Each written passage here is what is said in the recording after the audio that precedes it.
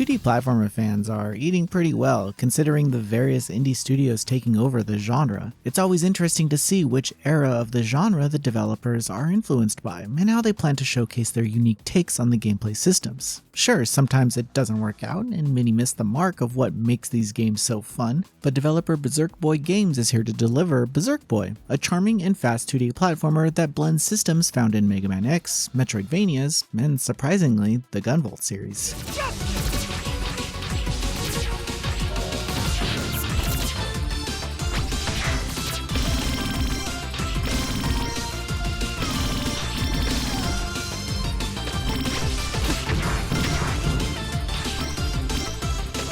Berserk Boy puts a more focus on its narrative than you'd expect. The opening features around 5 minutes of narrative setup as we learn that humanity is in danger of the scientist named Dr. Geno, who has created an army of robot enemies that want to control the world. The main protagonist, Kai, enlists as a hero and finds himself pitted against Geno during a training exercise, which leads him to unlock the power of Berserk Orbs, thus transforming young Kai into the hero, Berserk Boy. It's a decent origin story that builds across the campaign, but the writing is kept pretty standard for bad versus good. There are some twists thrown in, but I found it highly enjoyable as a straight action game that just so happens to have lengthy dialogue scenes. The game picks up after Kai becomes Berserk Boy and joins the Resistance. The levels are unlocked in order, opening up new parts of the city and areas to explore. The Metroidvania elements of the game don't really creep up in these early stages, as they are made to be a bit more straightforward to allow the time to understand the controls. Kai's physics are fast and a little floaty, but he retains some weight where it's not completely flying around the screen. However, he's fast and agile, allowing for split-second reactions to enemy attacks utilizing a range of abilities. Once you pick up the first upgrade, which is a Fire Berserk Orb, you're able to drill through paths that may have you revisit old stages to see where you can access. I should add that there are basic fast travel points scattered across the map. It's not the most intuitive system, but it works if you have a good memory of the map's layout.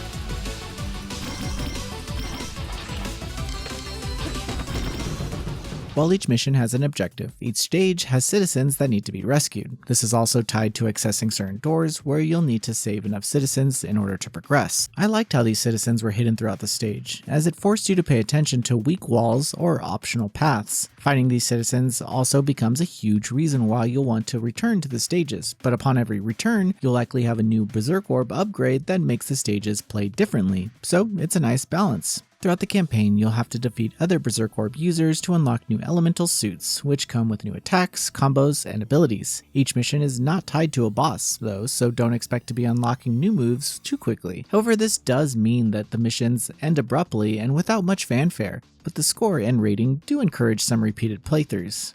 This game puts its best foot forward in its first hour. It pulls you in with fast action and bright visuals. However, fatigue does manage to set in, as I found it much easier to just use the default lightning orb throughout most of the game, only switching to others if I needed to access an elemental specific switch or an area. Thinking back on my experience, this wasn't a bad thing because I do love Gunvolt and the tagging system of Copen is great, which is directly tied to the lightning orb, so I was having a pretty good time. I'm only bringing this up to say that there's room for this series to grow in later entries and bring more focus to these 5 different suits. In addition to each Berserk Orb's base skill, you can upgrade them with funds earned from missions. They are pretty expensive, but I found the way to earn money quicker later in the game. Each of these systems, on top of the huge explorable world, makes Berserk Boy feel larger than life while playing. Its responsive controls and vibrant characters provide an experience you'd find from larger studios. This team didn't seem to cut any corners with the product that they set out to make, and it shows. This is simply a brilliant platformer. Points can be made against the game's difficulty, as I found a bit too easy at times, and the bosses aren't particularly memorable, but even that feels like I'm reaching.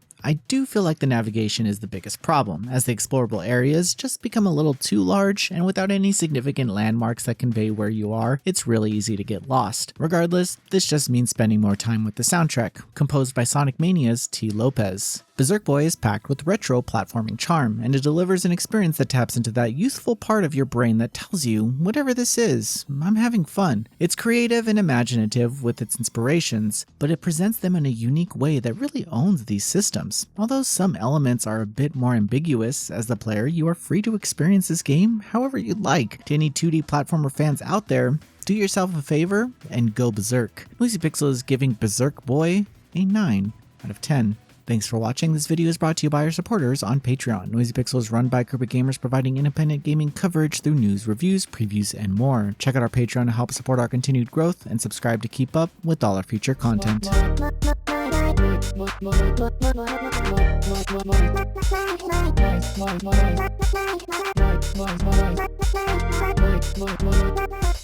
Noisy Pixel.